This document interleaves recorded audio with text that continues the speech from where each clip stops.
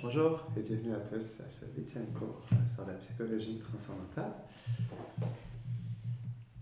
Donc aujourd'hui, nous allons terminer les notes du 4e cours. Ça a été une discussion très intéressante la semaine passée. On va voir où est-ce que nous allons, où est-ce que cette rencontre va nous mener aujourd'hui. Ok, donc pour en revenir à nos moutons. Donc on avait terminé avec le Varnashram Dharma. Ok, on avait parlé de... D'accord. On avait commencé à parler de l'importance de la forme et de la mentalité, mais on va parler un peu plus de ça aujourd'hui, parce que les deux doivent être ensemble. Ils doivent vraiment avoir une combinaison des deux, mais on va essayer de comprendre pourquoi justement les deux aspects doivent être là. Donc on va commencer les notes. Mais si nous nous identifions à tout ce processus, alors ce n'est pas nous qui servons Krishna, c'est cette matière inerte. Et la matière inerte, elle sert déjà Krishna, car c'est déjà Lakshmi. Et elle fait déjà son service à Krishna. Mais nous n'obtenons aucun crédit pour cela. Elle fait son service. Mais nous ne faisons pas techniquement le nôtre. Donc, comment se fait-il que nous n'obtenons aucun crédit lorsque quelque chose s'exprime en externe? Si nous ne sommes pas dans cette connexion avec Krishna, dans ce service à Krishna, qu'est-ce qui fait qu'on n'obtient pas le crédit? Parce qu'on ne fait pas le service pour Krishna. Pardon? Parce qu'on ne fait pas le service pour Krishna. Oui. Parce que, on l'a dit on l'a lu en fait dans les notes. Ça a commencé, si nous nous identifier au processus. Oui, exactement. En quoi le fait de s'identifier au processus, ça fait qu'on n'obtient pas réellement le vrai crédit de faire quelque chose.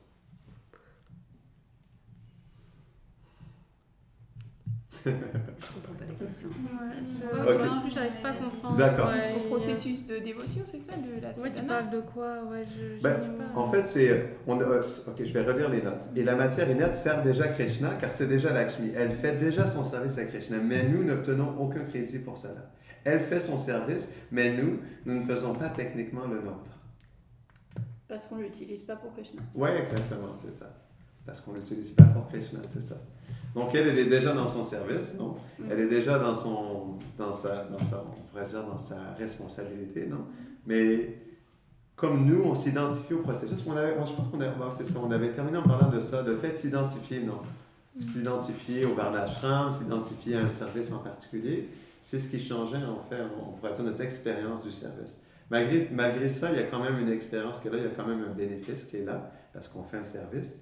Mais plus justement on le fait en conscience, et plus le service il a un bénéfice sur notre vie, sur notre conscience. Donc le point dans ça, c'est que pour qu'on puisse vraiment avoir le vrai crédit du service de dévotion, c'est de le faire avec conscience. On avait parlé de la différence entre quelqu'un qui fait la vaisselle pour la première fois, donc il a joint le temple, il commence à faire la vaisselle, ou tel Pujiri qui fait la vaisselle depuis 20 ans. Donc, la conscience ne sera pas nécessairement la même. Ça dépend. Donc, oui, c'est pas la même, ça ne veut pas dire que sens, ça dépend. Ouais, c'est ça. Celui qui est arrivé en dernier qui a plus de conscience. Oui, tout à fait. Sens-là, Oui, bien sûr. On ne sait pas. Bien sûr. Non, on ne sait pas, bien sûr. Donc, le point dans ça, c'est que elle est toujours en train de faire naturellement les choses, Lakshmi, parce qu'on a expliqué que c'est la forme, c'est le sens, c'est les objets des sens. Donc, elle est toujours dans son automatisme, dans son spontanéité de servir Krishna. Parce qu'elle est l'objet d'adoration à Krishna. Non?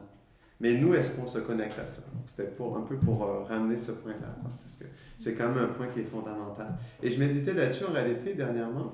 C'est intéressant parce qu'en réalité, on a tellement des milliers d'occasions à tous les jours d'être conscient qu'en réalité, Lakshmi, elle bouge, quoi. Parce qu'on expliquait que Lakshmi, elle est l'essence, les objets d'essence, elle est le mental, elle est toutes les formes, non? Donc, c'est elle qui exprime tout en réalité. C'est juste que nous, dans notre conscience, on voit quelque chose d'externe, on voit les mots de la nature, on voit de la matière inerte. Et donc, à cause de ça, on n'est pas conscient, on est influencé par l'illusion. Mais on avait expliqué que Krishna, il est toujours dans son interaction avec Radharani. Il est toujours en interaction avec son énergie.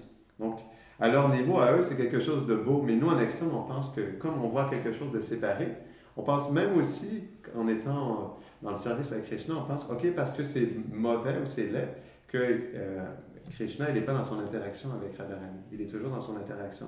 Mais c'est nous, dans notre vie, mauvaise mentalité qui percevons quelque chose de différent. Bien sûr, il y a les modes de la nature qui se manifestent, la passion, l'ignorance et la vertu. Hein. C'est pourquoi c'est vraiment l'inférieur, parce que c'est l'interaction avec Krishna et Radharani, mais en externe, il y a les modes de la nature qui se manifestent. Donc, il n'y a pas ça dans le monde transcendantal.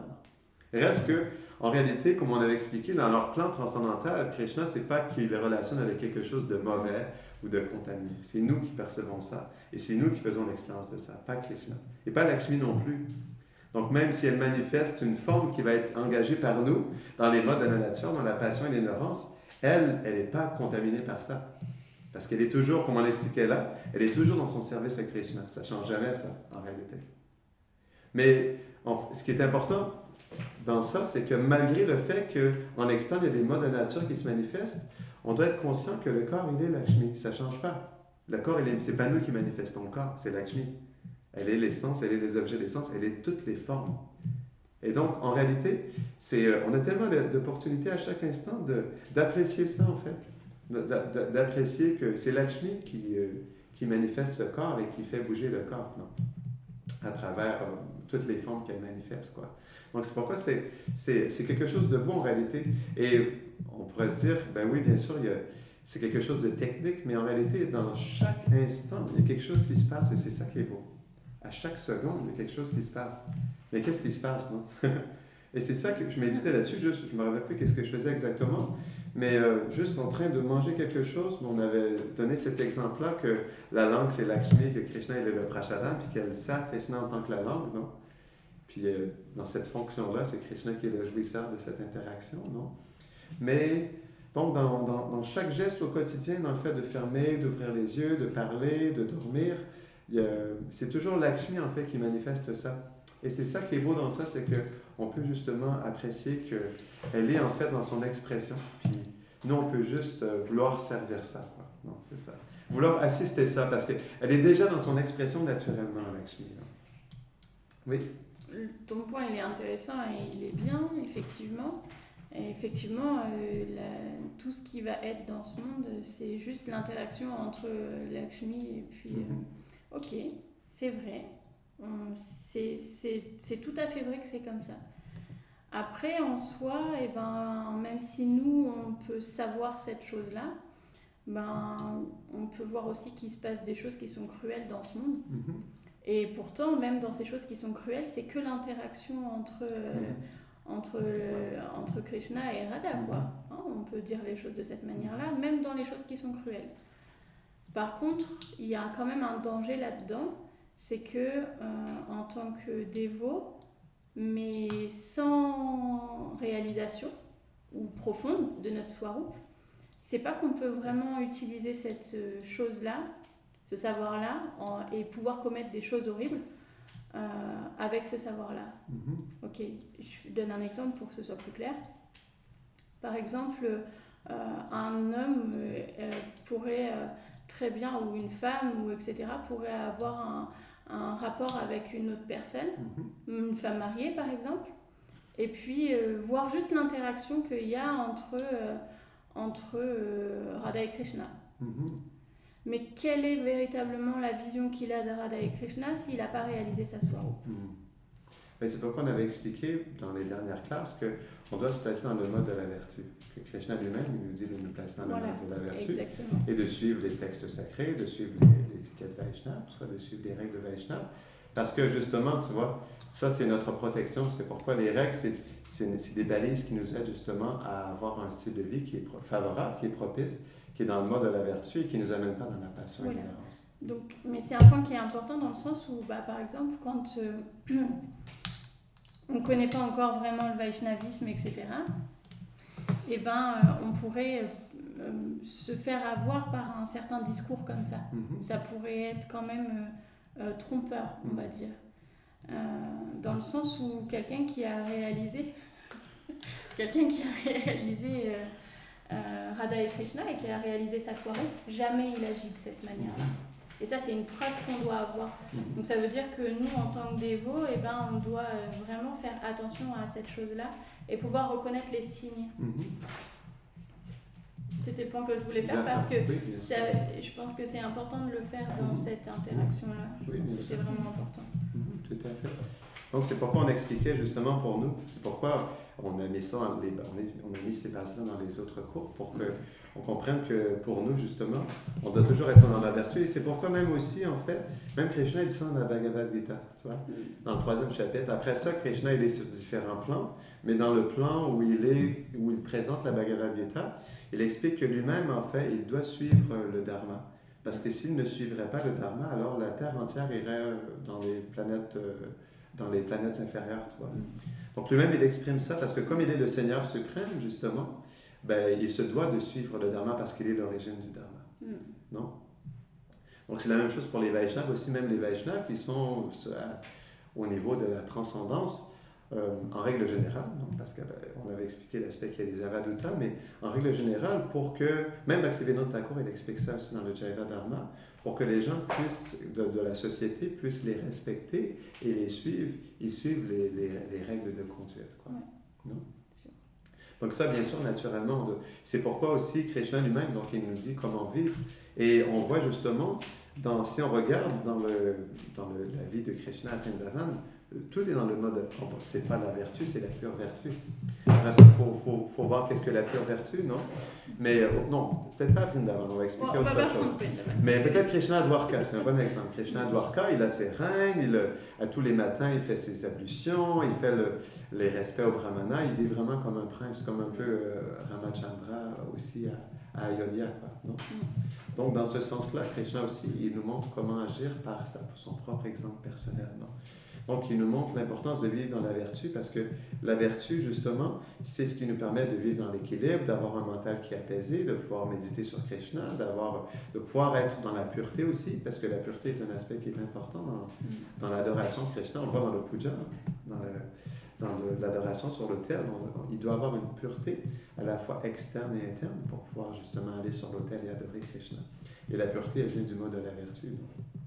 Le mode de la vertu nous place dans la pureté, dans la propreté, comme tu disais, dans le fait d'être à l'heure aussi, dans la, comment on dit, la ponctualité, c'est ça. Non, je ne parlais pas de la ponctualité tout à l'heure. Ah d'accord. C'est pas grave. Ah d'accord. On parlait du fait d'être... Ah d'accord.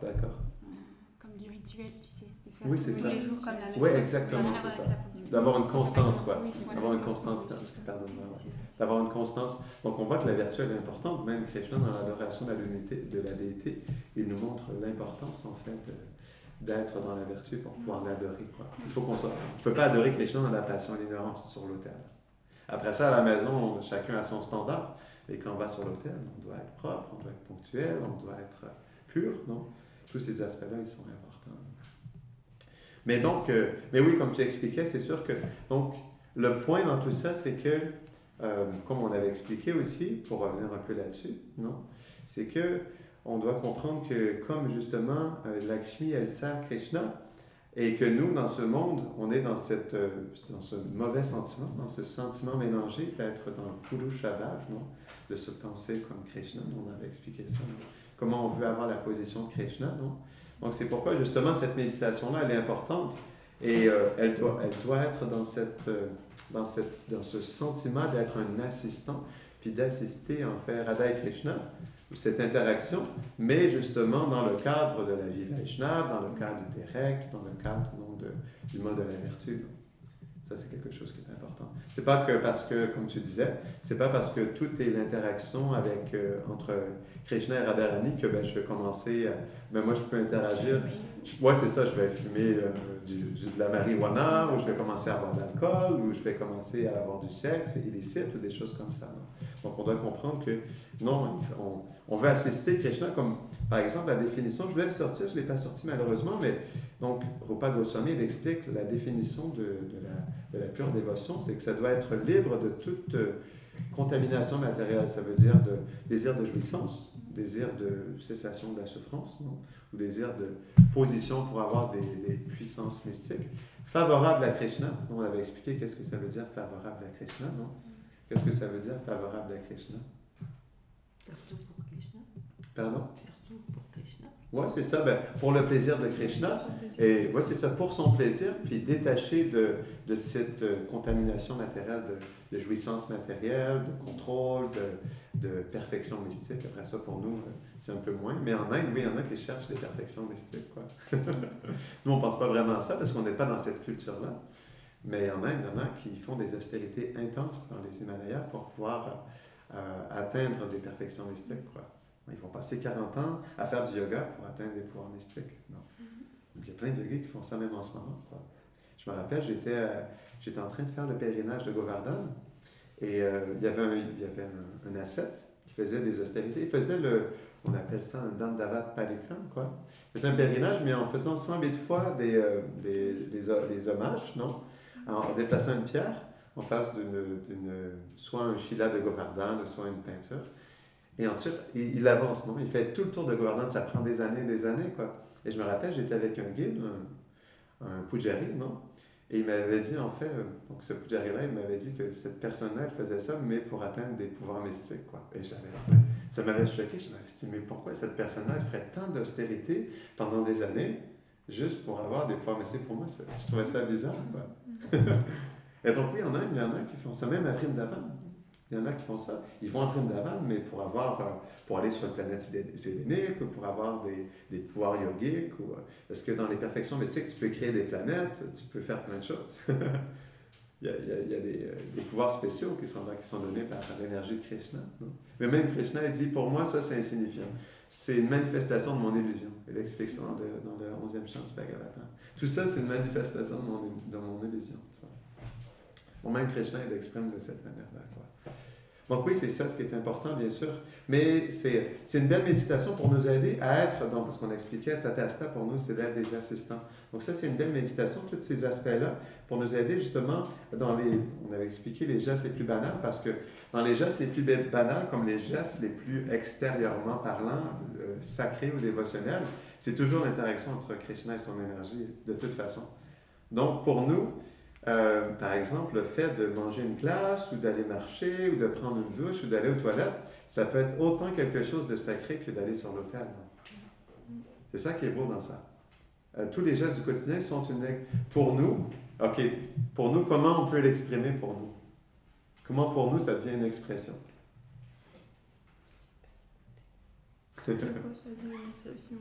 Comment? Le servir avec. Oui, c'est ça, oui, exactement. Donc, Lakshmi, on a expliqué, elle est dans son service, elle fait son service, qui est son service, c'est l'adoration de Krishna. C'est ça son service. Donc, comme Radharani, son service, tout ce qu'elle manifeste, c'est pour adorer Krishna, quoi. Donc, nous, comment on exprime, ou comment on peut assister Lakshmi? On utilise ce qu'elle met devant nous pour pouvoir servir. Exactement. Et c'est ça qui est beau. Pourquoi c'est beau tout ça, cette psychologie? C'est que dans le geste le plus banal du quotidien, je méditais là-dessus, je me rappelle plus ce que je faisais. Je pense que je bougeais mes doigts, je me rappelle plus. Mais quelque chose de vraiment simple, quoi. Et je me disais, en réalité, c'est quand même quelque chose de beau, juste que Lakshmi puisse... tu vois, moi, je suis dans c'est simple pour moi, ok, je vais bouger les doigts pour aller chercher une assiette. Mais en réalité, cette expression-là, c'est Lakshmi qui le fait. Et pour elle, c'est quelque chose de beau. Dans sa conscience et dans son expression d'amour à Krishna, ça, pour elle, c'est quelque chose de beau. Et je méditais là-dessus, je me disais, pour quelque chose de simple comme ça, comment moi je peux apprécier que des petits gestes banals comme ça, c'est toujours pour elle quelque chose de beau. Et comment moi, dans ma petitesse, je peux assister ça, puis apprécier ça, puis me connecter à ça, quoi. Et c'est ça qui est beau. Après ça se fait à plusieurs niveaux, bien sûr. Ça se fait au niveau de Brahman, Paramatma, Bhagavan, on avait expliqué. Hein. Ça se fait sur plusieurs niveaux. Mais disons que, même on avait expliqué la dernière fois, on peut être conscient à différents niveaux. Non? On peut être conscient de notre identité aussi à différents niveaux, non, bien sûr. Et on peut être dans la dévotion à différents niveaux aussi.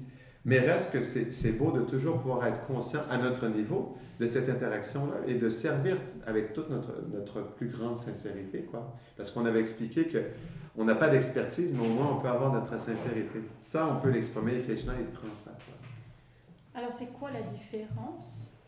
Parce que si juste faire un geste, par exemple, je prends mon téléphone, le geste, il est beau, hein, t'as dit, hein. Ok? Ouais. C'est quoi la différence entre faire ce geste-là, qui finalement est du coup plein, plein de juste de ce que Lakshmi elle offre, ok, totalement, à faire une activité qui plaît directement à Krishna. Est-ce qu'il y a vraiment une différence finalement? Il n'y a pas de différence, non. Il n'y a pas de différence parce que, en fait, le point, c'est que... Ben, pourquoi j'explique ça? C'est que, par exemple, on est dans notre japa, ça, c'est du direct. En quoi ça, c'est beau? C'est que quand, dans les autres heures de la journée, on est dans plein de choses indirectes, comment on reste connecté dans tout ça, quoi? C'est ça qui est important. Parce que quand on fait notre japa, c'est du direct. Quand on écoute une classe, c'est du direct. On a expliqué les 6 aspects qui sont directs, non?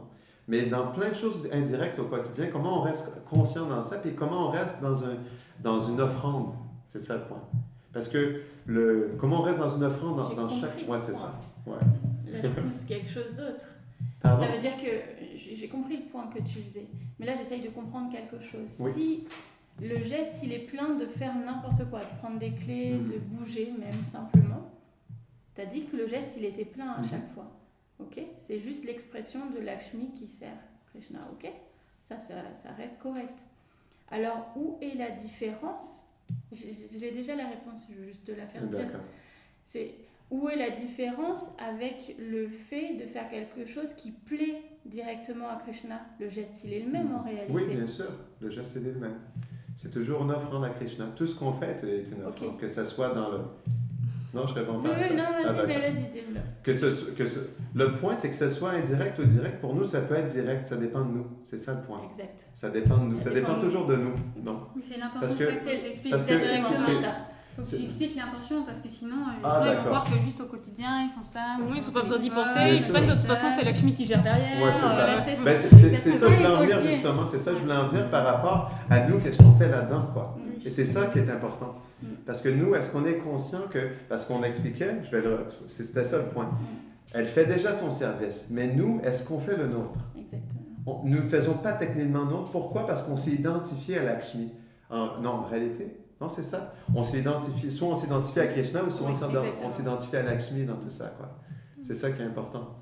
Donc, dès qu'on s'identifie soit à Krishna ou soit à Lakshmi, alors là, on perd notre connexion et puis on perd cet aspect de servir dans notre plénitude, avec la bonne intention. Donc, ce que nous sommes réellement, c'est d'être des assistants de cette interaction, quoi. Non. Donc, c'est ça. C'est bon? La plupart du temps, on s'identifie à Krishna. Parce qu'on veut être... Oui, c'est ça, exactement. Oui. On pourrait dire s'identifier à Lakshmi, ça pourrait dire qu'on pense qu'on fait le service directement. Là, il y a un piège là aussi.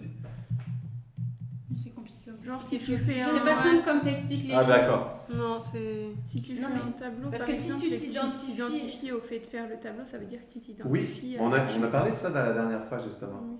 C'est pas toi qui fais direct, c'est pas toi l'habilité. C'est ça le piège, non? C'est Lakshmi, l'habilité. L'habilité, on pourrait dire, l'habilité, c'est Krishna, non? Et la forme, c'est Lakshmi, quoi. Non? Ok.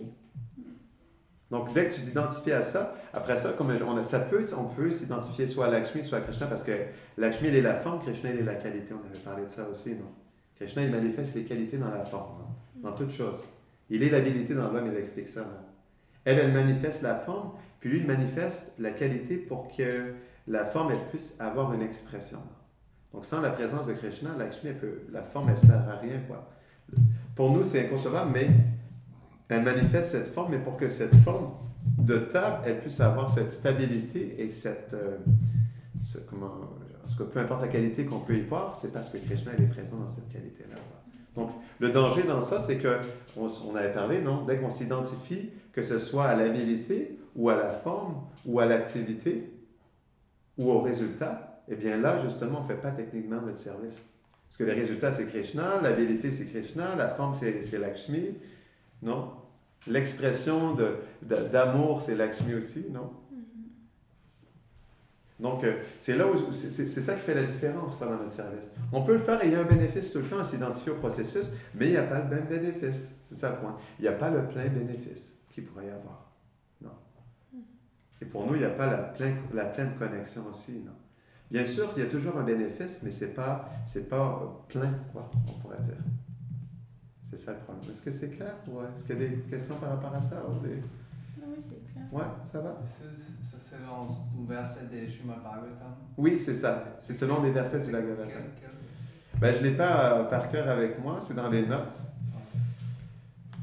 Je sais pas si quelqu'un veut le trouver. C'est dans les notes. Parce que moi, c'est dans les notes. Peut-être pas de ce cours-là, peut-être de l'autre cours, quoi. Je pense. Mais j'ai pas- Est-ce que ça va? Ça va l'air pas clair? C'est bon? Parce qu'on avait parlé quand même beaucoup de ça la dernière Oui, fois. ça va. Mais si vous voulez, on peut revenir. Bah, disons qu'on sait plus à qui il faut s'identifier parce que là tu dis si on Ouais. s'identifie Ouais. à Mais Lakshmi c'est c'est pourquoi bien mais c'est- c'est pas bien, si on s'identifie Ben non, à En c'est- fait, la on va réalité. chercher- on a bien. Non, mais en On fait, doit, la ben oui, réalité- on doit juste Oui, oui. s'identifier dans ce que C'est nous ça. sommes. C'est ça le point. Qu'est-ce que nous sommes? Juste des assistants. On peut juste s'identifier à ça parce que c'est la seule chose que nous sommes. Non. On avait, juste pour... Du coup, c'est. Ouais, ça me paraît flou. Non. Bah, Après, c'est j'étais normal que peut-être ce pas à la soit fin flou. du- En fait, je vais expliquer juste un truc tout simple. Ouais. En fait, c'est normal que ce soit flou parce que tant que tu n'as pas réalisé ta Swaroop, tu peux pas comprendre ça. Ça veut dire que même si tu fais les choses avec la meilleure intention que tu puisses avoir avec ton conditionnement, ça sera jamais plein. Ça va être plein, mais à différents niveaux, tu comprends? C'est ça le point. Parce qu'on reste une personne consciente. Mais cette expérience, ouais, c'est ça. On pourrait dire cette plénitude ou cette connexion, elle se fait à différents niveaux, quoi. Bon, bien sûr, il n'y a que dans notre Swaroop que cette expérience-là, elle se fait pleinement. Mais ça ne veut pas dire qu'il n'y a pas d'expérience avant, quoi. C'est pas tout ou rien, c'est pas blanc ou noir. Il y a plein de différentes Mais c'est graduations de gris entre le blanc et le noir, quoi. Niveau de ta dédication. Ouais, non, après j'essaye de raccrocher parce que c'est sûrement la fin du cours la dernière fois que j'ai pas eu. Et du coup, j'ai eu du mal à comprendre du coup de quoi vous parliez. Parce que D'accord. c'est pas clair, c'est pas du direct, c'est. Ben, le point, c'est que... Le point, c'est qu'on est... En réalité, c'est que on n'est jamais directement tout ça. C'est ça le point. La seule chose que nous sommes, c'est des assistants.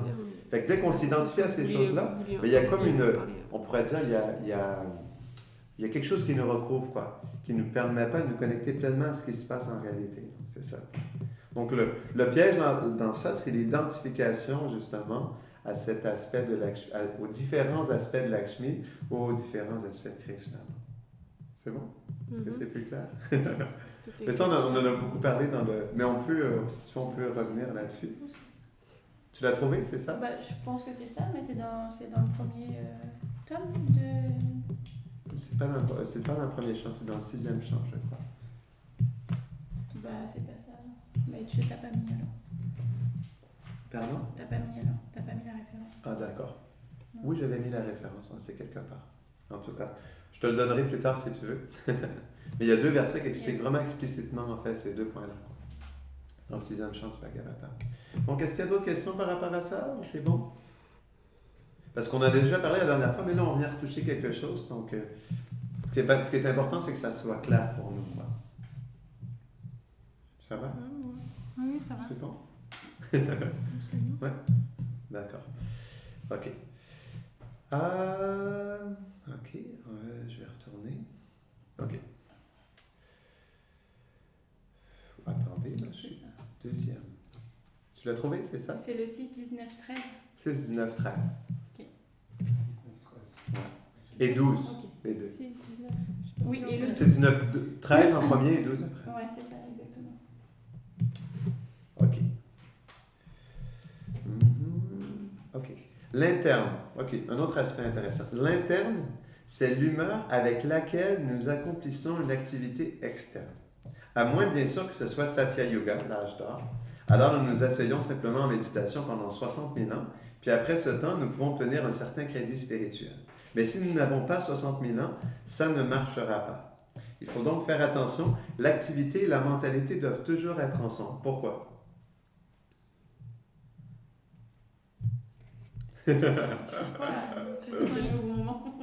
L'interne, OK. L'interne, c'est l'humeur avec laquelle nous accomplissons une activité externe. Non? Oui. À moins, bien sûr, de vivre 60 000 ans, il n'y a pas de problème. Tu peux méditer pendant des dizaines de milliers d'années. Il va y avoir un crédit. À un moment donné, tu vas être absorbé. Tu comprends? Mais comme on ne vit pas longtemps, on n'a pas ce temps-là. Et c'est pourquoi on doit vraiment méditer ou être, on pourrait dire, précis ou être vraiment soucieux de cette mentalité dans l'activité, quoi. Pourquoi? L'activité et la mentalité doivent toujours être ensemble. Parce qu'on n'est pas capable de contrôler le mental, il faut qu'il le mette dans des activités qu'il choisit, quoi. Enfin, je veux dire, dans le Satya Yoga, il pouvait s'asseoir, c'est pas juste une question de longévité, aussi, il y avait les influences des gunas n'étaient pas les mêmes. Oui, Donc, tout à fait. et aussi s'asseoir pour C'était méditer, plus facile aussi. on n'a pas l'habilité dans l'âge Oui. de Galie de pouvoir faire ça. Il y avait déjà une mentalité plus propice aussi dans l'âge d'or. Bien sûr. Dans le début de l'âge d'or, ils étaient tellement développés que quand ils marchaient, leurs pieds touchaient même pas le sol. Tout à fait.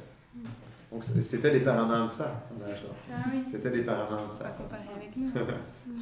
Donc pourquoi l'activité et la mentalité doivent toujours être ensemble? Ou est-ce que peut-être mentalité n'est pas claire, non? Mais c'est parce que c'est pas dans le geste qu'il va y avoir l'intention, c'est Ouais. va être c'est en interne qu'on va avoir l'intention. Donc Oui, pourquoi? on va faire le même geste. Pourquoi?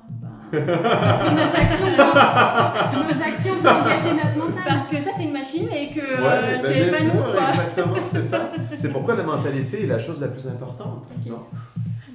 Toute difficulté que nous rencontrons dans n'importe quelle relation et où il y a un problème, c'est parce que nous ne combinons pas ces deux principes. Nous accomplissons l'activité, mais l'humeur n'est pas bonne. Ou l'humeur est bonne, mais l'activité n'est pas bonne. Tous les problèmes matériels et spirituels viennent de là. On ne peut pas combiner les deux. Ok, une question. Oui. Ça veut dire qu'on pourrait faire des activités qui ne sont pas bonnes ou pas dans la vertu, et que du coup l'interne, il ne puisse pas suivre. Oui, bien sûr. On en revient au point d'avant, hein. Mais on peut faire une activité, par exemple, moi je fais du tatouage. C'est pas une bonne activité à la base. On est d'accord, c'est dans l'ignorance totale, etc. Mais pourtant je peux le connecter à Krishna. Bien sûr. D'accord. Là, c'est pas ce que tu es en train de dire. Ok, explique-moi. Parce que là, tu as expliqué qu'on peut faire une mauvaise activité, mais du coup, l'interne, il va pas suivre parce qu'il faut que ce soit connecté. Ah, d'accord. Alors que je peux faire une mauvaise activité, qui est le tatouage, par exemple, qui est dans l'ignorance totale. Pourtant, moi, en interne, je peux le faire complètement dédié à Krishna. C'est là le problème, justement. L'humeur est bonne, mais l'activité n'est pas bonne. C'est là ce qu'on avait expliqué tout à l'heure, c'est que l'activité doit être bonne aussi. C'est pourquoi il doit avoir les deux. On doit avoir pas seulement une bonne mentalité, mais une bonne activité aussi. Oui, mais c'est pas une mauvaise activité, puisque c'est un service qu'elle fait. Non, mais... Oui. Après, il faut aller plus loin. OK. Donc, le point, c'est que, en quoi une activité, elle est bonne ou mauvaise? On a déjà parlé peut-être dans le deuxième cours de ça. C'est la connexion avec Krishna ou pas? Oui, exactement, bien sûr. Parce juste... que là, oui, tout à fait. Pourquoi ça pourrait pas? Pourquoi tu dis non si jamais je te dis que je peux le faire? Ça dépend, on parle de quelle activité, là. Tout à l'heure, on parlait d'autre chose. Toi, tu parles juste du tatouage, c'est ça? Là, je te parle du tatouage, par exemple. Donc, par exemple, le tatouage, pour nous, on l'engage dans quelque chose où on va faire des formes dévotionnelles, bien sûr. Le fait d'abîmer le corps, c'est dans le mode de l'ignorance. Une peinture, mais qui est faite dans le fait de blesser le corps, ça, c'est dans le mode de l'ignorance. Mais comme c'est fait comme un service pour Krishna, dans le but de justement afficher Krishna dans la prédication, là, il y a quelque chose de favorable. Et tu vois, il y a une connexion qui est là, tu vois. Donc, bien sûr, la passion et l'ignorance, comme on avait expliqué, de toute façon, Krishna, il est dans le beau, le bon, le mauvais ou le très laid. Il est derrière la passion et l'ignorance autant qu'il est derrière la vertu. Donc, c'est ça le point. Donc, oui, il y a des choses qui peuvent être engagées d'une manière à ce que ce soit favorable aussi, comme par exemple la musique rock. J'ai un autre exemple. Oui. Nila, c'est Nila? Nila, oui. Et qui était un voleur, etc. Il volait pour pouvoir faire du service, oui, pour exactement. pouvoir nourrir les ça, c'est un bon exemple. C'est une super mauvaise activité, oui, on est sûr. d'accord? Pourtant, c'était complètement engagé. Oui, tout à fait. C'est pourquoi, justement, comme tu le disais, pour des choses comme ça, pas n'importe qui peut faire ça non plus, tu vois. C'est pas que... Bien sûr... Je suis d'accord. Comme Krishna, il est tout. Totalement. Comme Krishna, il est tout, bien sûr, il y a plein de choses, différentes choses qui, en externe, sont dans la passion et l'ignorance, qui peuvent, pour nous, paraître fous, quoi. Comme ce que Nila Madhava, c'était quoi? Nila Madhava, c'est ça. Comme Nila Madhava, il l'a fait. Mais lui, comme il y avait en interne, c'était tellement parfait, tellement connecté, bien sûr, Krishna se manifestait à travers ça. Donc, il faut comprendre qu'il faut plus, justement, on connecte des choses qui sont négatives et plus ça prend une qualification. Exactement. Parce que plus il y a un risque, il y a la contamination. Exactement. Parce que comme tu engages la passion et l'ignorance, comme nous sommes tatasta, est-ce que nous allons toujours être connectés dans ce qui est fait? Oui ou non? Ça dépend de notre qualification. Donc, c'est pourquoi, par exemple, lorsqu'un Vaishnava, dans une mission, engage des choses comme des motos, comme la musique, comme du rock'n'roll, ou qui sont dans l'ignorance, il faut que ça vienne d'un pur dévot, ça. Parce que lui, il fait que la transcendance se manifeste à travers ça. Après ça, nous, comme on se connecte à ça, bien sûr, là, il y a une connexion qui se fait, et là, nous, on se connecte à cet aspect transcendantal-là aussi. Donc. Comme par exemple, j'avais ce sentiment-là, Je suis allé faire de la moto et je me sentais comme si j'étais allé en Harinam. J'avais eu ce sentiment-là. Quand je suis allé faire de la moto la dernière fois, je me disais, wow, c'est spécial le fait d'aller faire de la moto pour aller justement chanter les noms dans la rue. Et pour moi, je n'avais pas vu de différence dans le fait de faire de la moto avec mon habit motard, puis de me rendre au point A au point B que d'aller faire Harinam dans la rue. J'avais pas vu. J'avais eu la même félicité que si j'aurais fait Harinam dans la rue, tu vois. Mais ça, c'est parce que, justement, comme notre maître spirituel, il connecte ça, mais naturellement, il y a quelque chose qui se manifeste à travers ça. Donc, pour la population générale, pour que plein de gens le fassent, il faut qu'il y ait une connexion spéciale avec la transcendance. Sinon, il y aurait une contamination. Donc, moi, je parle pour que plein de gens se connectent à ce genre de choses-là. Et pour qu'un individu, personnellement, puisse se connecter, on pourrait engager la passion et l'ignorance dans le service de Krishna, il doit avoir une qualification. Et donc, on expliquait comme moins on est fixe, et plus il y a une possibilité que le fait d'engager la passion et l'ignorance, eh bien, ça nous contamine. Et qu'à un moment donné, au lieu de connecter à Krishna, on le connecte à nous. Ou au lieu d'être dans l'assistance, on prend la position de Krishna dans cette passion et cette ignorance-là. Oui, dans la limite des 4 principes régulateurs aussi. Oui, bien sûr. Parce que là c'est à ce niveau-là, ça peut pas être engagé. Bien sûr. Comme par exemple, il y a, je ne sais pas si c'est un divertissement à Vrindavan, où quelqu'un offrait, ou c'est dans un temple, je ne sais pas si c'est un avadvuk ou à Vrindavan, mais c'est un dévot, il offrait de la hookah. Non, c'est, je ne sais pas comment appeler ça en français. C'est pas le... C'était à Radhakund. C'était à Radhakund, c'est ça? Donc un dévot, lui, il offrait de la pipao à Krishna. Et Krishna l'acceptait, tu vois. Krishna l'acceptait. Oui, c'est ça. Tu vois? Donc oui, dans ces principes-là, mais comme justement les 4 principes régulateurs, c'est des choses qui sont plus contaminantes que on pourrait dire que ce sont les 4 choses les plus contaminantes, il y a un plus grand danger encore justement d'engager ces choses-là. Parce que comme elles sont extrêmement contaminantes, si notre conscience n'est pas bien placée, il y a un grand danger par la nature de cette activité. Non? C'est bon? D'où la hookah, je pensais à ça, la hookah, la pipao, quoi. Et Nila Madhava est l'histoire de Deva, comment il s'appelait, Deva, avec la prostituée. C'est quoi l'histoire? Deva Madhava, non, comment, j'ai perdu les noms, quoi.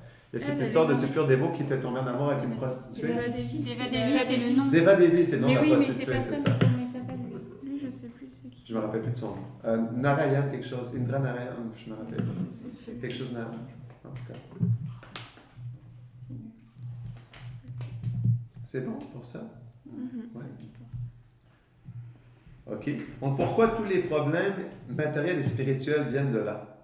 Du fait qu'on ne peut pas combiner. Pourquoi? Pourquoi il y a un problème là? Tous les problèmes matériels et spirituels, et dans n'importe quelle relation où il y a un problème, c'est parce que nous ne combinons pas ces 2 principes.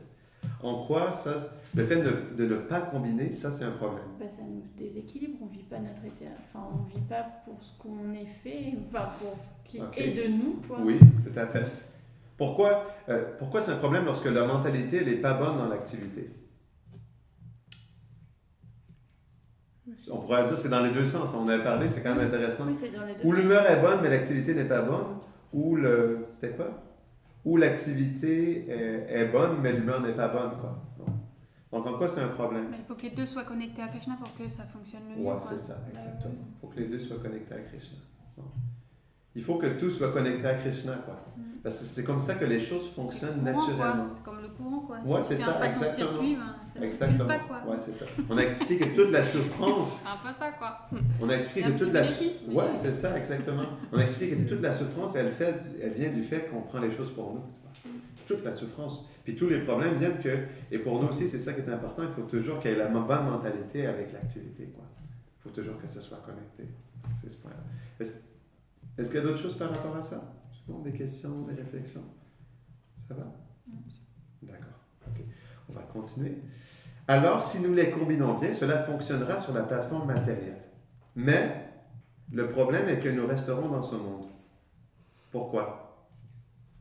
C'est-à-dire, si on les combine bien, mais sans penser à Krishna, alors? Ouais. Mais comment tu peux combiner bien le mental si tu peux... Ah, c'est intéressant. Ouais. En quoi ça peut être un problème, tu peux être mal combiné si tu as ton mental et tu es en action pour Krishna et si tu sais pas pour Krishna? Parce que tu peux juste vivre ta vie comme un sadhaka mais pas être connecté plus. Non mais ça c'est si tes actions sont bonnes mais ton mental... ton mental il peut s'identifier à être un sadhaka et du coup c'est perdu. Oui. Exactement. Ou s'identifier au service, quoi. Oui. Il faut donc être capable de distinguer le fait que nous harmonisons nos activités avec une bonne mentalité, mais nous ne nous identifions pas à elle. Donc, on peut être dans la dévotion, mais si on s'identifie, c'est ça le problème, non? Comme par exemple dans la peinture, comme tu disais, si on peut être dans la dévotion, on fait avec dévotion, mais si on s'identifie, alors il y a un problème là, quoi. C'est toujours ça le problème, c'est l'identification, parce que ça change tout. Ça change absolument tout pour nous, l'identification.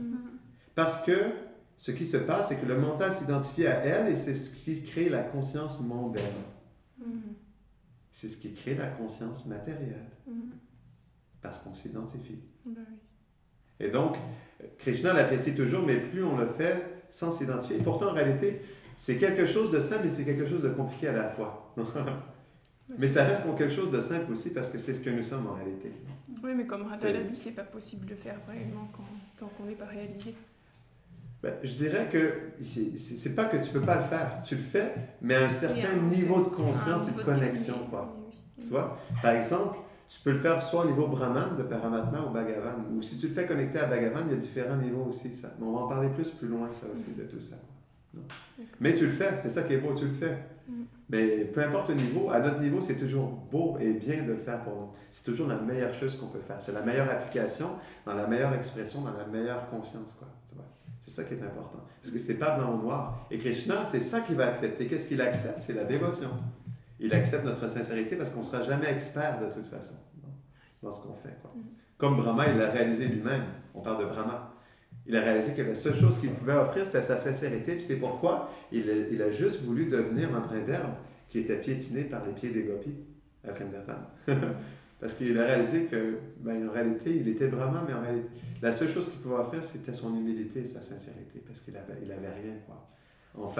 En connexion avec Krishna, il n'était rien, Brahma. Donc, c'est intéressant. Donc, la libération, ça consiste à s'établir en tant que serviteur de Krishna. Parce que la libération ou le conditionnement est enfin un état d'existence. Pourquoi? Pourquoi la libération ou le conditionnement? Je ne dirai pas la réponse, mais il y a un beau verset dans le Bhagavatam. Je l'ai pas exact, je l'ai dans ma tête, mais je n'ai pas le chiffre exact du verset.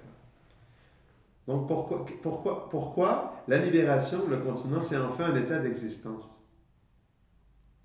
C'est quoi? C'est enfin... Pourquoi la libération ou le conditionnement, c'est juste un état d'existence?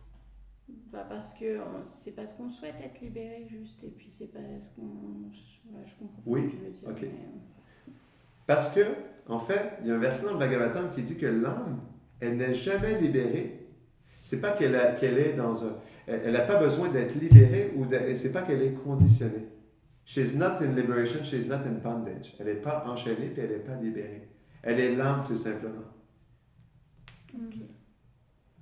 Non? C'est sa conscience qui change. C'est ça. Parce que c'est ça l'aspect d'être une âme spirituelle. Et c'est ça qui fait toute la différence. Et c'est ça qui est beau. Tu comprends?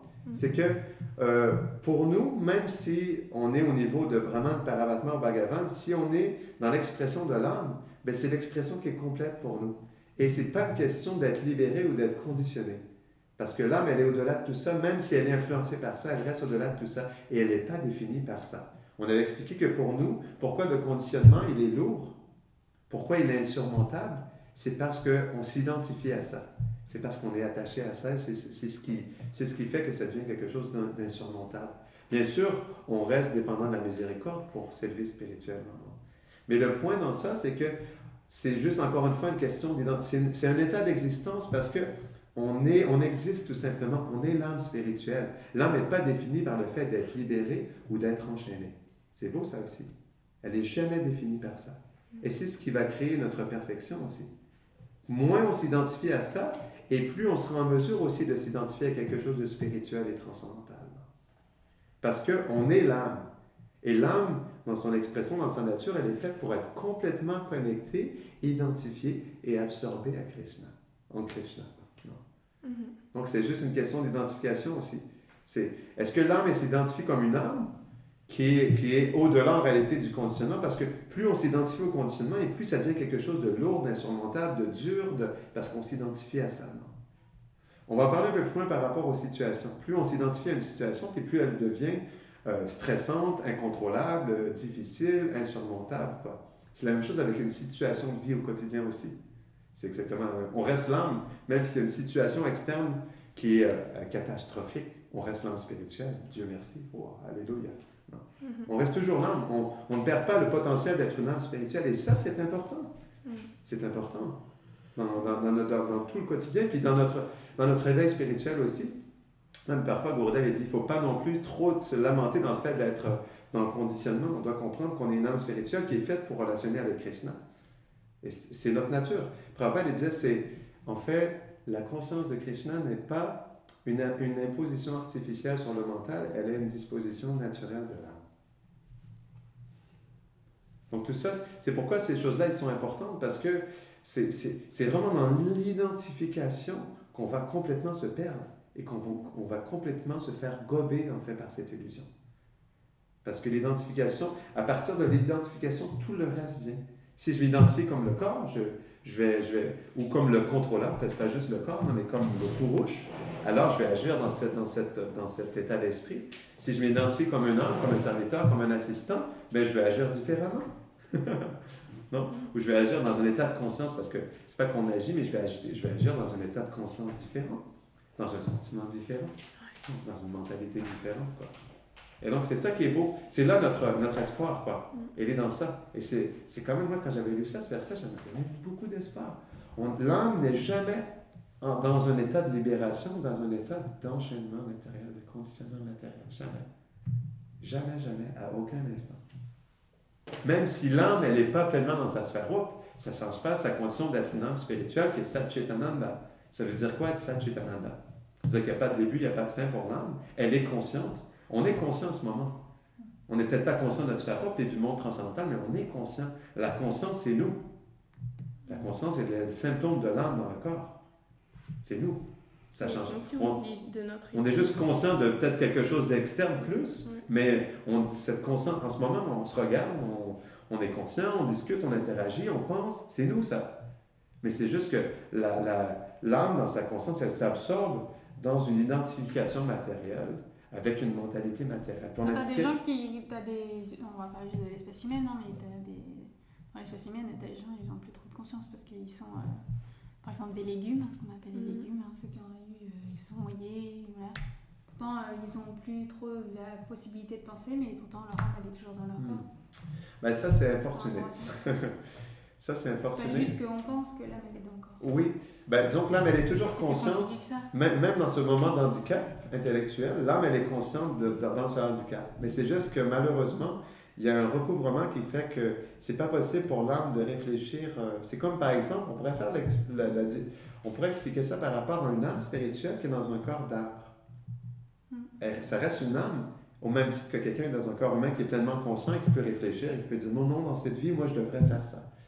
Que quelqu'un qui est dans l'Alzheimer et qui se rappelle qu'il est un enfant et qui n'arrive plus à penser à rien d'autre, quoi. Ou quelqu'un qui est dans une démence, ou quelqu'un qui tombe dans le coma, quoi. Ou qui a un lourd handicap intellectuel.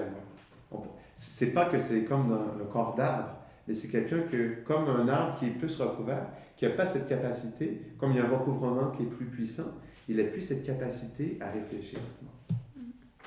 On pourrait associer ça. Et ça, c'est une infortune au niveau du karma. Ça fait en sorte que oui, c'est un certain handicap. Ça ne veut pas dire que l'âme, elle ne sera pas indifférente au fait que quelqu'un qui est dans un coma ou dans un handicap intellectuel lourd ne sera pas touché, n'aura pas de bénéfice à écouter le mantra, à prendre du prashad, à entendre parler sur Krishna. Non? Comme c'est l'âme qui est dans le corps, il y a quand même un bénéfice qui est là et qui peut quand même avoir une sensibilité qui est là. Mais reste que le recouvrement plus intense fait que il y a un handicap qui est là qui fait qu'il ne peut pas réfléchir. Comme quelqu'un qui est dans un corps d'arbre, tu ne peux pas lui demander de réfléchir sur le fait qu'il est une âme spirituelle. C'est dans le même principe pour quelqu'un qui est dans un corps humain, mais avec un handicap de la sorte. Est-ce que ça répond à ta question? Mais oui, c'est ça. C'est pourquoi, oui, c'est le corps humain on pourrait dire, qui est en bonne santé physique et mentale. Hein. Après, on pourrait dire que le plus important, c'est mental, parce que si tu n'arrives plus à bouger, au moins si tu peux penser, puis tu peux avoir l'espace pour méditer et tout, au moins tu peux continuer. Quoi. Donc, on pourrait dire que le mental soit paisible et en équilibre, c'est important. Quoi. Non. Parce qu'après ça devient compliqué. Quelqu'un qui est trop dans la dépression, ou qui a envie de se suicider, ou qui est trop dans la schizophrénie, après ça devient compliqué. Quoi. Non. c'est sûr, c'est normal. Mais on reste toujours l'âme à tous ces niveaux-là. Mais c'est sûr que c'est bien d'avoir un corps avec un mental qui nous permet de rester équilibré pour pouvoir continuer à réfléchir, puis de continuer à méditer sur Krishna. Mais le point dans ça, c'est que dans cette capacité où on peut réfléchir puis avoir une introspection, eh bien, oui, où qu'on soit un arbre, on n'est jamais non plus défini par ça, quoi. C'est juste qu'il y a une circonstance matérielle qui pousse l'âme à être recouverte par ces choses-là. Et du coup, ça prend un peu de temps, jusqu'à temps que l'âme ait un corps qui lui permette un corps humain, avec une capacité qui lui permette de réfléchir puis de méditer. Est-ce que c'est bon? Ça va? Okay. Mais c'est ça le point, c'est que oui, l'espoir, il est dans le fait de s'identifier le plus possible à ce que nous sommes réellement, puis de se connecter le plus possible à ce qui est vrai. Parce que moi, j'avais tellement trouvé ça beau. Pour moi, ça a été tellement un beau principe. Devaki Mataji, elle disait que notre factual reality, notre vraie réalité, non, est notre relation avec Krishna. C'est beau, ça. C'est ce qui se passe. C'est juste qu'on n'en est pas conscient, mais on relationne toujours avec Krishna. De toute façon, on en a parlé. Hein. On relationne avec Krishna et son énergie, mais nous, on se met à la place de Krishna. C'est juste ça. Mais notre relation avec Krishna, c'est notre vraie réalité. Donc, on est fait pour ça. Puis, il se passe toujours ça de toute façon, mais je crois qu'on n'en est pas conscient. C'est pourquoi tous ces aspects-là, parce qu'on avait dit, parce que ce qui se passe, c'est que le mental s'identifie à tout ce qui est en externe et c'est ce qui crée la conscience mondaine. C'est ça qui crée la conscience mondaine. C'est notre identification à ces choses-là, parce que quand on s'absorbe dans Maya, Maya entre dans notre conscience, et quand on s'absorbe dans Krishna, Krishna entre dans notre conscience. C'est ça qui fait toute la différence. Comment, dans notre conscience, on est conscient. Mais est-ce qu'on est conscient de Krishna ou est-ce qu'on est conscient de Maya? Et ça, c'est dans le 11e de seconde. Et on va parler un peu plus tard, peu importe nos difficultés, ou parfois on est plus connecté, parfois on est moins connecté, on reste toujours une âme. Et c'est ça l'espoir. On peut toujours se reconnecter. À tout moment, on peut se reconnecter. On ne perd pas notre potentiel. On n'est pas dans une mentalité chrétienne où on est dans une condamnation éternelle parce que j'ai fait une erreur, je suis condamné pour l'éternité à brûler en enfer. Mais non, on est toujours une âme spirituelle. Et dans le 1/11e de seconde, on peut toujours être ce que nous sommes réellement, une âme spirituelle. Quoi. Mais on prend quand même les conséquences des actes qu'on a fait dans notre vie. Bien sûr, il y a des conséquences qui viennent parce que comme on est dans le point, c'est quoi la réaction karmique? Qu'est-ce qu'une réaction? Comment une réaction karmique vient pour nous qui est une âme spirituelle? Ben, comme la miséricorde de Krishna. Ah ben oui. D'accord. Tu m'as devancé, mais je ne voulais pas l'expliquer comme ça, mais la réaction karmique, c'est parce qu'on est attaché au fruit de nos actions. C'est tout simplement, c'est l'action intéressée, c'est la réaction karmique. Oui, la différence avec ce que ça, comme tu dis par rapport à la condamnation éternelle, c'est que là, effectivement, il y a aussi de la punition. Oui, c'est ça. Mais il y a la possibilité de recommencer, en fait. C'est pas éternellement de la punition, ça veut dire... Ah ben non, il ne peut pas avoir de punition. Parce que au niveau du corps, oui, c'est ça. Au niveau du corps, il y a des réactions.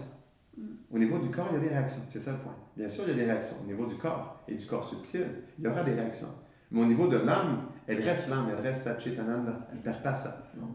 C'est d'expliquer que, par exemple, même, et ça c'est un beau point, même dans l'offense envers les Vaishnavas, même si on offense un Vaishnava puis il n'est pas prêt à nous pardonner, puis il n'est pas prêt à nous pardonner de l'offense, on peut prendre refuge du Mahamantra et le Mahamantra va nous purifier de notre offense. Vishwanath Chakravarti Thakur, elle explique ça dans le Madhura Kanamini. Le Mahamantra va nous purifier de notre offense. Par exemple, si on fait une offense grave envers un Vaishnava, puis il nous rejette, puis il ne veut pas nous pardonner, mais par le chant, par le pouvoir du chant, si on prend refuge de tout notre cœur dans le chant, et le chant, il peut nous purifier, quoi. Ok, mais tu sais, il y a l'histoire avec le sage qui se sent offensé. Dora Samuni avec... Ah oui, bien sûr. Je sais plus. Mais ça, c'est... Disons que c'est un divertissement particulier, ça c'est sûr. C'est pas que ça va arriver à tout le monde non plus. C'est un divertissement particulier, non? C'est que, en fait... C'est pas que tout le monde va... Non, mais dans cette histoire-là, il y a quand même un point qui est très important, c'est qu'il dit que tant que le Vaishnav, il ne l'a pas pardonné, Krishna lui-même, il ne peut pas le pardonner. Alors, oui. Le saint, non, on sait, c'est pas différent de Radha et Krishna, ok. Oui. Mais comment Radha et Krishna, ils peuvent... Ça, c'est le pouvoir de la miséricorde. Ça explique que quand on chante le nom de Radharani, on peut même être purifié des offenses envers les Vaishnavas. Je n'ai même pas entendu ce que tu as entendu. Je sais pas. Ouais. Parce que le fait est que... Pour moi, le Vaishnav, c'est trop... Oui, mais si tu désires être pardonné, si tu demandes pardon en toute sincérité et que le Vaishnav te pardonne pas, mais en c'est réalité... pas la même chose que si tu veux, parce que Ok. il n'avait pas demandé. Il y a un point important dans tout ça. Après ça, je ne vais pas trop aller là-dedans parce que c'est un peu en dehors, mais il y a un point important dans tout ça, c'est que le Vaishnav, il n'a pas pardonné, ça c'est pas normal. Le Vaishnav, il pardonne normalement. Exactement. Il pardonne normalement. Comme Maharishi Maharaj, il n'a même pas pensé que c'était une offense. Exactement. Donc, dans tous les cas, le Vaishnav, il pardonne d'habitude. Voilà. Parce que sinon, c'était bizarre. Exactement, c'est ça. Mais il pardonne d'habitude. Mais dans un cas où il ne pardonne pas, ben oui, il faut prendre refuge du Saint-Nom, quoi. Puis il y a une miséricorde qui est là. Puis oui, dans des cas comme ça, où, je sais, n'importe quel cas, on pourrait imaginer, oui, c'est expliqué que de chanter les noms de Radharani, ça peut nous purifier des Vaishnava Bharat. Ça nous montre la puissance du nom de Radharani. Elle est extrêmement miséricordieuse. Puis dans son nom, ça ne veut pas dire qu'on veut juste, OK, je offense les Vaishnavas. On doit en premier, Radharani ne sera pas contente si par exemple on va se dire, OK, ben j'ai offensé le Vaishnava, je vais juste chanter le nom de Radharani, puis ça va passer, quoi. Bien sûr, non. Parce qu'il faut un regret sincère. Oui, il faut un regret sincère, exactement. Il faut un repentir sincère dans notre cœur, c'est ça, bien sûr, tout à fait. Donc c'est bon, papa. Là, je ne voulais pas aller dans cette, direction-là, parce que ça serait un autre sujet complètement, mais est-ce que ça va? C'est bon. Parce que j'ai amené ce point-là, mais ce n'était pas exactement le focus que je voulais mettre. Quoi. Sinon, vous voulez, on peut en parler davantage. Mais... Oui, j'ai une question, donc c'est pas grave. C'est bon. Imagine, tu offenses un Vaishnav et tu quittes ton corps. Tu peux pas avoir demandé pardon. Tu vas revenir. Tu vas revenir dans notre corps. Ok, tu reviens et oui, mais t'as pas été pardonné. Comment tu fais? Mais c'est une circonstance qui est très malheureuse, je dirais. Ça va je pense que j'ai fait ça beaucoup de fois dans ma vie. Il y a plein de façons différentes que ça peut être résolu. Ça veut dire ça peut être le Vaishnav qui décide peut-être de te pardonner dans cette chose-là, ou bien juste oui, tu vas devoir revenir certainement d'une façon ou d'une autre qui va te permettre de pouvoir.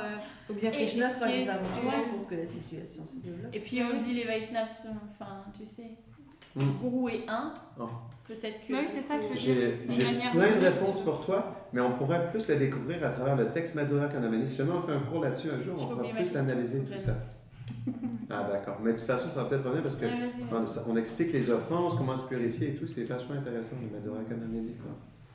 Puis comment on peut aller au-delà, comment on peut se purifier éternellement de nos anarthas, de nos offenses et de nos mauvaises habitudes. C'est très beau, Madhura Kanamani. Ça donne encore une fois beaucoup d'espoir, le Madhura. En tout cas, pour moi, je trouve qu'il y a beaucoup d'espoir dans ce livre-là. Est-ce qu'on continue? C'est bon? Oui, vas-y. Ouais. OK. Donc, en tout cas, c'est intéressant. Donc, on avait dit que c'était juste un état d'existence. Cela signifie donc que l'état d'existence est défini dans le Sambandha-gyana. Si nous nous identifions comme serviteurs de Krishna, nous ne sommes pas dans la sphère matérielle. Mais si nous nous identifions d'une manière ou d'une autre au matériel, nous sommes dans la sphère matérielle. Ce n'est pas une question de location, ce n'est pas une question d'être à Vrindavan ou d'être à New York, à Times Square. C'est une question de conscience. Non? Ma conscience, elle est où? C'est là que je m'en vais. Non? Et c'est ça qui fait la différence. On est dans un corps matériel avec un conditionnement, mais on reste une âme spirituelle qui est consciente et on reste une âme spirituelle qui peut soit prendre complètement refuge de l'énergie matérielle, mais soit aussi prendre complètement refuge de l'énergie spirituelle. Donc, l'espoir, bien sûr, c'est un couteau à double tranchant, notre nature tatasta, mais l'aspect positif, c'est qu'on peut prendre complètement refuge. Et c'est dans ça que Krishna dit, encore une fois, beaucoup d'espoir. Si tu t'abandonnes à moi, tu peux très facilement surmonter l'énergie matérielle. Elle est insurmontable. Et bien sûr, l'illusion, elle est profonde, elle est puissante. Mais si on prend refuge de Krishna et de ses dévots, on peut très facilement, et c'est expliqué, que cet océan d'ignorance matérielle, elle devient aussi gros que la petite flaque d'eau dans le sabot d'un petit veau. Non? Donc c'est ça, c'est cette identification-là. Si on s'identifie comme un serviteur de Krishna, naturellement, dans les difficultés, on voudra prendre refuge de Krishna. Dans les épreuves, dans les tests, on voudra prendre refuge de Krishna. Parce qu'on s'associe, on s'identifie comme des serviteurs de Krishna. Et c'est ça qui va faire toute la différence aussi. Dans nos difficultés, dans nos erreurs, dans nos tests, plus on s'identifie comme un serviteur, plus avec sincérité, et plus justement on pourra prendre refuge et on sera protégé aussi, puis on sera guidé dans tout ça aussi. Donc, parce qu'on reste une âme spirituelle qui est dans ce potentiel de s'abandonner complètement à Krishna. Parce que la qualité primordiale de l'âme, c'est quoi? Selon Bhaktivinoda Thakur, c'est beau ça aussi. La qualité primordiale de l'âme, c'est de prendre refuge de Krishna. Ça, c'est la qualité primordiale de l'âme. Donc Krishna ne va pas nous refuser. Et c'est quoi la qualité primordiale de Krishna? Qui donne refuge. Bhaktavatsaya. Donc il y a une symbiose parfaite entre la qualité primordiale de l'âme et la qualité primordiale de Krishna. Bang! C'est beau, tellement d'espoir. Pas de problème si on prend refuge de tout notre cœur en Krishna et ses dévots. Il n'y a pas de problème. Il n'y a aucun problème. Parce que c'est notre fonction éternelle. Krishna ne va pas refuser qu'on soit une âme spirituelle. Et lui, c'est là où Krishna il est pour roche. On peut lui mettre la pression. Il n'y a pas de problème. Mais dans une bonne humilité, bien sûr. On peut lui mettre la pression. Krishna, c'est comme c'est toi. C'est comme, OK, moi, ma qualité, c'est bon. Hein? Ma qualité, c'est de prendre refuge en toi. Puis ta qualité, c'est de me donner refuge. Ta qualité, c'est d'être mon meilleur ami. Krishna, Bhaktavatsala, il est notre meilleur ami. Il est notre plus grand refuge. Et donc, c'est parfait. Donc, c'est dans ce sens-là où ça devient facile. Et c'est dans ce sens-là où ce n'est pas nécessairement un combat non plus. Le combat, il est contre nous-mêmes, il est contre notre mauvaise mentalité. Il est contre notre attachement à cette identité matérielle. C'est notre attachement le problème. Ce n'est pas ce monde. Là, on parle depuis 8 cours, ce n'est pas ce monde le problème. C'est notre attachement. Parce qu'elle fait son service, Lakshmi. Mais comment on va relationner avec elle? C'est comme ça qu'elle va relationner avec nous. OK, tu vas être Krishna, et moi, je n'accepte pas que tu sois Krishna, alors je vais te faire vivre un sacré quart d'heure. C'est ce qu'elle fait avec toutes les âmes conditionnées. Elle les envoie dans les planètes infernales. C'est ce qu'elle fait. Elle les envoie dans les planètes infernales. Parce que c'est quand tu sais c'est quoi les planètes infernales, quand tu as lu le 5e chant du Bhagavatam, c'est chaud, ça brûle. Pour moi, c'est pas la qui nous envoie, c'est nous qui choisissons. Non? Elle est quoi? On ne peut pas dire que c'est Lakshmi qui nous envoie. Oui. Parce que c'est... c'est quoi cette punition? C'est quoi? C'est le karma? C'est Lakshmi? C'est le karma, mais après la punition, elle est aussi bien, parce que là tu parles des planètes infernales, mais je dirais plus... La punition, elle est aussi des planètes édéniques. Les planètes édéniques, c'est la même punition que les planètes infernales. La punition, c'est d'être dans l'oubli de Krishna. Tu peux être en train de boire ton somarasa, tu vois, ton petit breuvage édénique avec des nymphes célestes, tu vois, comme on voit dans Astérix et Obélix, hein, c'est intéressant. Où est-ce qu'ils ont trouvé ça? Quoi? Il y a des nymphes célestes. Ah oui, bois un peu de somarasa, tu vois. Bois un peu de nectar. Tu vois. C'est drôle, hein? Même dans Astérix et Obélix, c'est montré ça. Il y a combien de temps? Mais je l'ai regardé quand j'avais 12 ans. Non, allez, vas-y. On est tous allés sur les planètes édéniques, donc on peut avoir des impressions de ça. On était, c'est dans le 11e chant, c'est expliqué qu'on a été brahma, on a été plein de positions, hein, on a été des demi-dieux, on a tout fait. Hein. Donc bien sûr, dans nos impressions, on peut se dire, ah oui, et c'est pourquoi on est dans ce cours rouge aussi, parce qu'on a déjà été des rois, on a été toutes sortes de personnalités, hein, on ne réalise pas à quel point on a été des personnes, hein. C'est pourquoi on se dit, cette vie, je suis comme ci, comme ça, mais non, on a fait tout le tour. Hein. C'est pourquoi notre sentiment pour rouge est intense aussi, parce que notre impression de ça, il est lourd de plusieurs identités matérielles. Mais ça ne veut pas dire que cette lourdeur matérielle de conditionnement, elle a plus de valeur que d'être une âme spirituelle dans notre refuge de Krishna. Parce que malgré tout le conditionnement du monde, malgré tous les déboires du monde, notre nature, c'est de prendre refuge en Krishna. Puis sa nature, c'est de nous donner un refuge. Il est là l'espoir. Et c'est là où il dit, mais ça devient très facile, il dit, très facile à surmonter. C'est parce que la différence entre la voie de la dévotion et toutes les autres voies et toutes les autres religions, je dirais.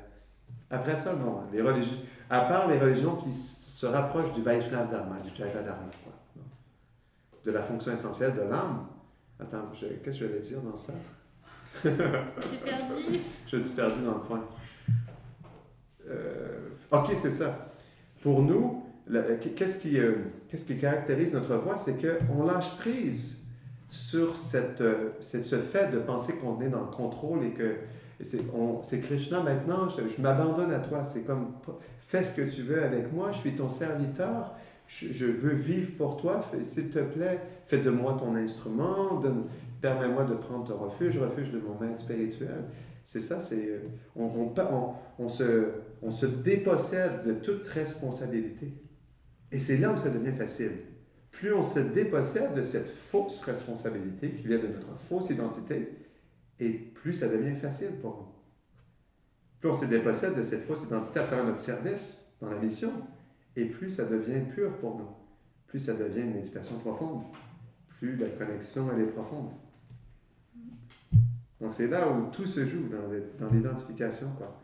Et c'est là où, plus je m'identifie au matériel, et plus ça va être difficile, plus je vais être dans une conscience mondaine, plus je vais être influencé par les modes de nature, plus je m'identifie comme un serviteur, plus à une certaine profondeur, dépendamment de ma connexion, et plus ben, je me connecte à cet aspect transcendantal, à ma relation avec Krishna, quoi. C'est bon? Et c'est ça qui est beau. Le combat, il est juste dans le fait d'être juste... Le combat, c'est de se battre dans le fait d'être ce que nous sommes réellement. Ce qui veut dire, ben dans ce monde, ce qui veut dire un 10 millième de la pointe d'un cheveu. Mais après ça, dans notre aspect intérieur, c'est d'être un serviteur de Krishna puis de devenir en associé éternel de Krishna. Et c'est ça où c'est beau, c'est d'être dépossédé, justement, c'est ce qui nous donne notre qualification pour tout recevoir, quoi. Parce que, par exemple, Krishna, il veut nous donner, mais c'est nous qui bloquons. Krishna, il veut nous donner. Il veut nous donner. Krishna, il n'attend que ça que nous donner en réalité, mais c'est nous qui bloquons. C'est pas Krishna. Il n'y a que nous qui bloquons Krishna, qui bloquons la miséricorde, qui bloquons la rapidité à laquelle nous allons avancer spirituellement. Ouais, il n'y a que nous. On ne peut pas mettre ça sur la faute de personne d'autre que nous. C'est pourquoi les gens ne sont pas capables d'accepter le karma. On a fait un programme récemment où je parlais du karma, puis une personne, dans le programme, elle a dit non, je suis désolé, mais les gens, ils vivent des... Est-ce que tu es en train de me dire que les gens qui vivent des injustices, que ça, c'est leur karma de leur vie passée? Puis, parce que personne ne veut prendre responsabilité. Personne ne veut prendre responsabilité. Donc, c'est ça qui est difficile. C'est ça qui est difficile. On prend responsabilité, on accepte de ce que nous sommes, et on se dépossède de tout ça, puis on s'identifie pour ce que nous sommes réellement. Et donc, c'est là, tout l'espoir se joue là-dedans, et toute la rapidité du processus se joue dans ça aussi. Hein. Parce que le processus, il est ce qu'il est. La dévotion, elle est faite pour nous amener au plus haut niveau, c'est comme ça. Mais qu'est-ce qui fait que ça va comme ça? C'est notre question d'identification, puis c'est pas qu'on est dans le monde matériel. C'est pas ça. Parce que le monde matériel, c'est quoi? C'est l'interaction entre Krishna et son énergie. C'est pas obligé d'être tu vois, ça peut être doux et ça peut être dépendamment de comment on le perçoit. Après ça, des fois on le perçoit, des fois on ne le perçoit pas, mais il faut qu'on s'assure de le percevoir le plus constamment possible. C'est ça qui est important, non? C'est bon? Est-ce qu'il y a d'autres questions, des réflexions? Ça va? OK. Est-ce qu'on termine ici? Il est déjà 7h18. OK. Parce que définition du service de dévotion donné par Baladev Vidyabhushan, je ne sais pas si... On pourrait bien commencer avec ça dans le prochain cours. Ouais. Donc c'est bon? Ça va? D'accord? OK. Hare Krishna, Krishna Krishna, Hare Hare, Hare Rama, Rama Rama, Hare Hare. La psychologie transcendantale qui? L'interaction entre Krishna et Radharani qui? Les petits assistants que nous sommes qui? Jai Nitya Gaura Premanande.